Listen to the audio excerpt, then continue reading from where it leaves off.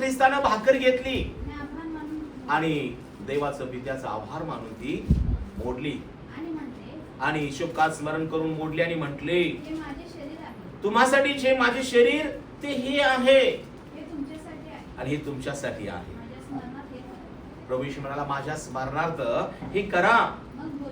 आणि मग भोजन झाल्यावर त्याने प्याला पण घेतला आणि म्हटले की हा माझा प्याला, हा प्याला माझ्या रक्तात नवा करार आहे. जितक्यादा तुम्ही हा प्याला पिता तितक्यादा तुम्ही माझ्या स्मरणार्थ हे करा. कारण जितक्यादा तुम्ही ही भाकर खाता आणि हा प्याला पिता तितकेदा तुम्ही प्रभूच्या स्मरणाची तो येईपर्यंत घोषणा करीता. माझ्या प्रियानो, येशू ख्रिस्तानं वधस्तंभावर जाण्याअगोदर आदल्या रात्री शिष्यांसमोर हे शेवटलं प्रभू भोजन घेतलेलं आहे. आपण 40 दिवसाचे उपवास केलेत आणि प्रियजनांनो, आम्हाला ठाऊक आहे येशू ख्रिस्ताला धरून दिलं जाणार होतं, मारलं जाणार होतं, त्याचं गाडलं जाणं, पुन्हा उठणं हे अगत्याचं होतं. परंतु वधस्तंभावर जाण्या अगोदर येशू ख्रिस्तानं ज्या कृती, ज्या गोष्टी केलेल्या आहेत त्या अद्भुत आहेत. तुम्हाला ठाऊक आहे, त्यानं शिष्यांचं पाय धुतलं, पाय धुण्याची सेवा केली. गंगाळ्यात पाणी घेतलं, शिष्यांचं पाय धुतलं, कमरेला गुंडाळलेल्या रुमालानं त्यांचं पाय त्यानं पुसलेला. कारण शास्त्रात अगोदर लिहिलं होतं, येशू म्हणाला होता, मी सेवा करून घ्यावयास नाही तर सेवा करावयास, आणि बहुतांच्या पापक्षमेसाठी, खंडणीसाठी मी आपला प्राण किंवा जीव द्यावयास आलेलो आहे. आणि ही कृती प्रभू येशू ख्रिस्तानं गंगाळ्यात पाणी घेऊन शिष्यांचं पाय धुतलं, रुमालानं पुसलं आणि कृती केली प्रियानो सेवेची. आणि एवढेच नाही, प्रभूने त्यांना एक सद्बोध केला की जसं मी तुम्हाचं पाय धुतलेलं आहे तसं तुम्ही पण एकमेकांचं पाय धुण्याची आवश्यकता आहे. त्यानंतर अजून एक विधी प्रभूने केला आणि तो म्हणजे प्रभुभोजनाचा विधी आहे. त्यानं भाकर घेतली आणि म्हटले, हे माझं शरीर आहे, हे तुम्हासाठी दिलं जात आहे, हे घ्या, खा, माझ्या स्मरणार्थ करा. प्याला घेतला आणि म्हटला, हा प्याला माझ्या रक्तात नवा करार आहे, हे नव्या कराराचं रक्त बहुतांच्या पापक्षमेसाठी सांडलं जात आहे, हे घ्या, प्या, माझ्या स्मरणार्थ हे करा. प्रिय विश्वासार्ह बहीण भावानो, आपण महिन्यातून एकदा प्रभोजनाच्या विधीमध्ये सामील होतो. आपण भाकर घेतो, आपण प्याला घेतो आणि पश्चाताप विभग्न हृदयानं प्रभूचा आभार मानून की प्रभू येशू, तू माझ्यासाठी शरीर दिलंस, रक्त सांडलंस, तुझ्या शरीराच्या एकदाच झालेल्या अर्पणानं मी कायमचा पवित्र शुद्ध झालो. आम्ही आभार मानतो आणि प्रभूला धन्यवाद देतो. आणि ते शरीर हे प्रभूचं भाकरी रूपानं आम्हाला दिलेलं ते एक अर्पण आहे. कारण तो म्हणाला, ही भाकर माझं शरीर आहे, हा प्याला माझं रक्त, नवा कराराचं रक्त आहे.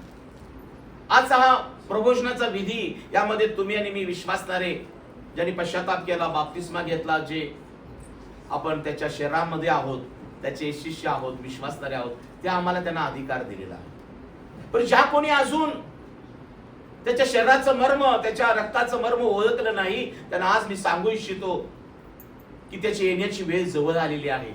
लवकर पश्चाताप करा,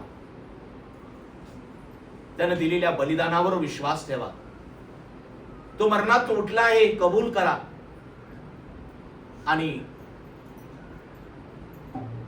स्वतःचं समर्पण करा. कारण शास्त्र सांगतो, जो विश्वास धरितो आणि बाप्तिस्मा घेतो त्याचं तारण होईल. बाप्तिस्मा ही तारणाची कृती आहे.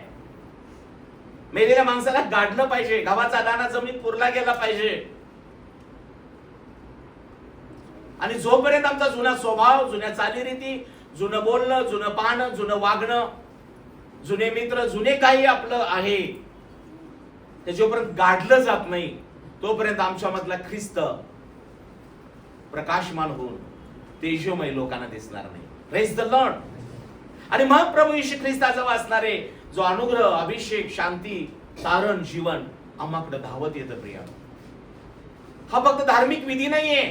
बाप्तिस्मा हा एक पश्चातापाचा विधी आहे, तारण साधून घेण्याचा विधी आहे. आणि एवढंच नाही, तिथं लिहिलेलं आहे की तुम्ही प्रत्येक जण प्रभू येशूच्या नावात बाप्तिस्मा घ्या, म्हणजे तुम्हा प्रत्येकाला पापांची क्षमा आणि पवित्र आत्म्याचं दान प्राप्त होईल. Praise the Lord. पापांची क्षमा मिळतेच, पण पवित्र आत्म्याची दानं, पवित्र आत्म्याची कृपादाने मिळू लागतात. परंतु दुसरा एक मुद्दा पाऊल करिंदकरच्या मंडळीला 27व्या वचनापासून काय म्हणतो?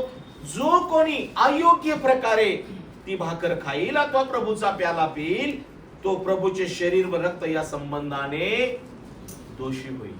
अयोग्य प्रकारे जर कोणी पान खात असेल, कोणी तंबाखू खात असेल, बिडी फुकत असेल, सिगरेट, दारू, ड्रग्ज, नशा, प्रियजनांनो, मी तुम्हाला दोष देत नाही, पण आज जगामध्ये या गोष्टी चालू आहेत.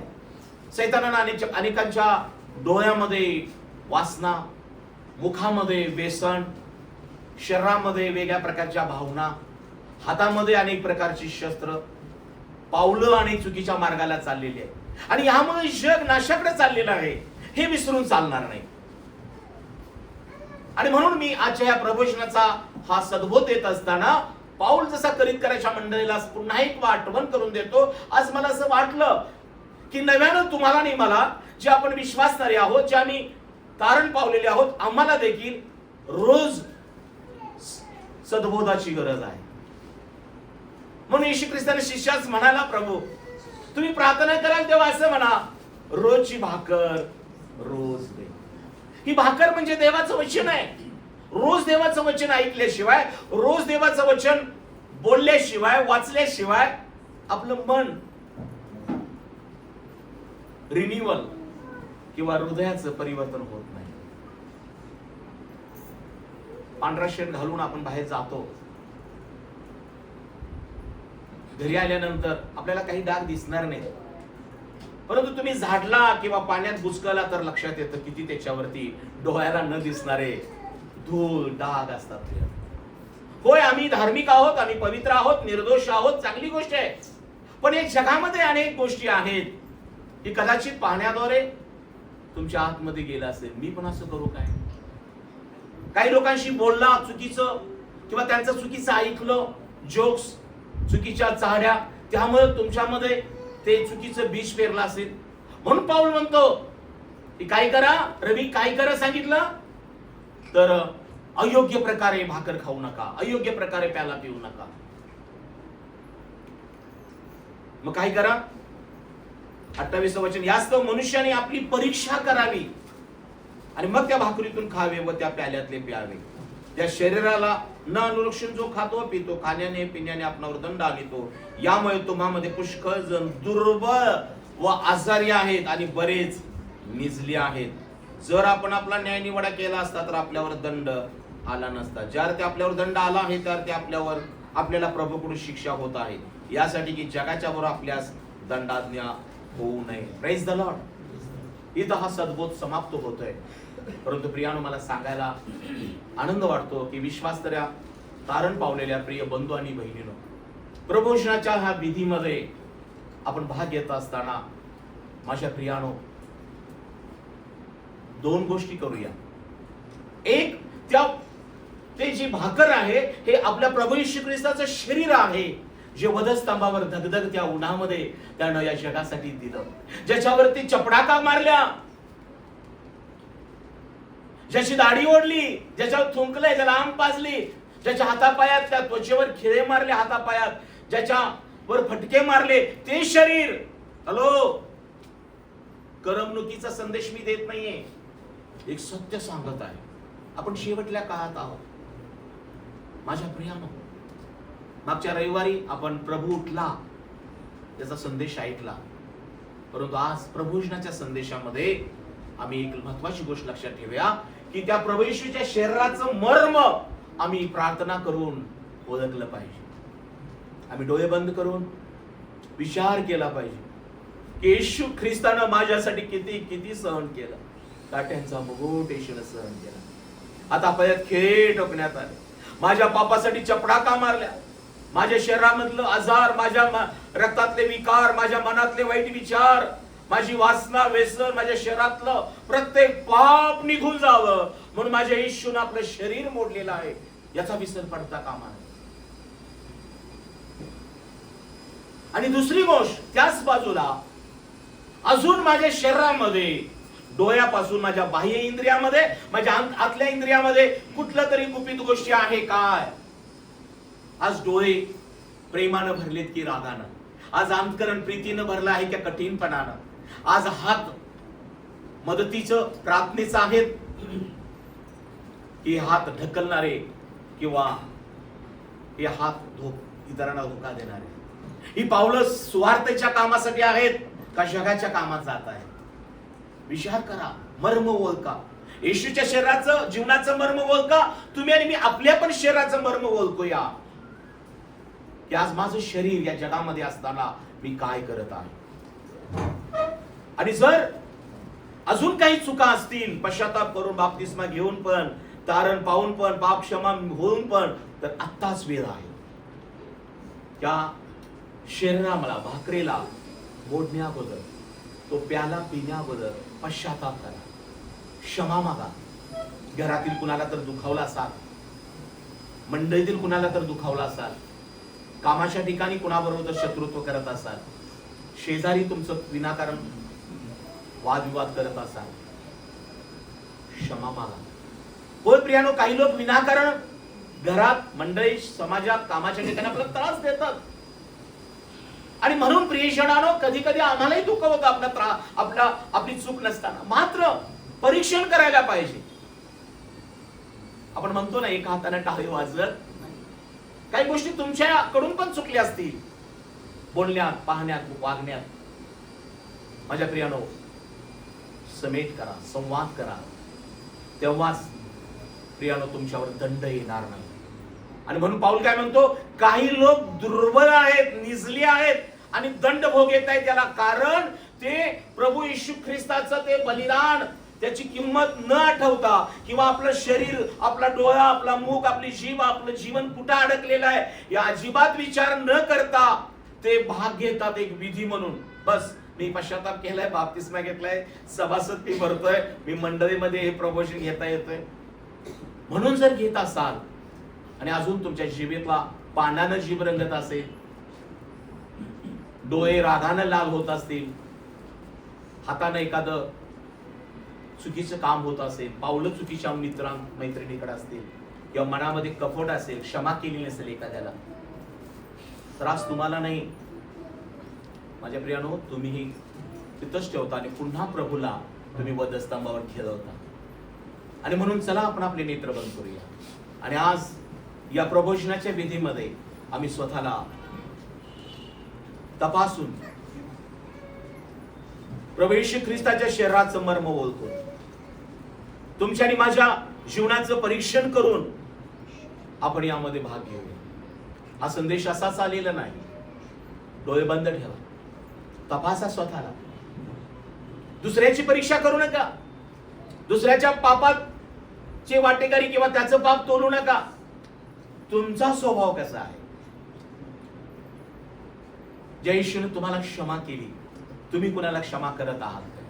ज्या येशूने तुम्हाला व्याधीमुक्त केलं, तुम्ही आजारांची सेवा करत आहात? जे येशू ख्रिस्त तुमच्यासाठी मारला पुरला, त्याची साक्ष तुम्ही देत आहात काय? जे येशू ख्रिस्तानं तुम्हाला शांती दिलेली आहे, सर्वाबरोबर तुम्ही शांतीने राहत आहात काय? येशू ख्रिस्तानं तुम्हाला पवित्र आत्मा दिलेला आहे, त्या आत्म्याच्या द्वारे तुम्ही देवाची सेवा करत आहात काय? तर तुमच्याकडे आरोग्य आणि अनुग्रह आणि अभिषेक आणि आशीर्वाद येईल. कारण प्रभू येशूने म्हटलेलं आहे, माझं शरीर खरं खाद्य आहे, माझं रक्त खरं पेय आहे. प्रियानो, आपण ही जेव्हा भाकर पश्चाताप करून मोडतो, खातो, तेव्हा त्यामधलं आरोग्य आमच्यामध्ये येतं. येशू ख्रिस्ताचं ते पवित्र रक्त आम्हाला शुद्ध ठेवतं. Thank you Jesus. धन्यवाद धन्यवाद धन्यवाद. पश्चाताप करा, प्रार्थना करून क्षमा मागा. डोळ्यामध्ये वासना असेल, मुखामध्ये व्यसन असेल, नकळत पावलं जुन्या गोष्टीकडे जात असतील, नकळत हातानं चुका होत असतील, आज क्षमा मागा. प्रभू येशू ख्रिस्ताच्या शरीरामध्ये राहण्याचा निश्चय करा. स्वर्गीय पित्या, येशूच्या नावामध्ये आभार माने. आज तुझा मोलाचा संदेश मंडळीला तू प्रकट केला. तुझ्या शरीराचं मर्म आम्ही ओळखलं आहे प्रभू. तुझ्या रक्ताचं सत्य आम्ही जाणलं आहे प्रभू येशू. मी प्रार्थना करतो प्रभू येशू, ज्या बहीण भावाने आज पश्चाताप केला त्यांना क्षमा कर प्रभू येशू.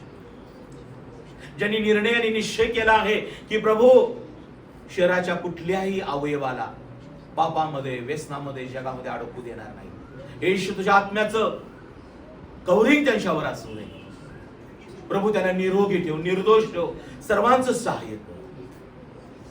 आणि बापा येशू राजा, मी प्रार्थना करतो ही भाकर मोडताना, हा प्याला पिताना बापा येशू त्यामध्ये असणारा जो अभिषेक, अनुग्रह, आशीर्वाद आहे, जे जीवन आहे प्रभू येशू, या मंडळीतील प्रत्येकापर्यंत ज्यांनी हे वचन ऐकलेलं आहे येशू, त्या प्रत्येकाला जीवन लाभू दे प्रभू.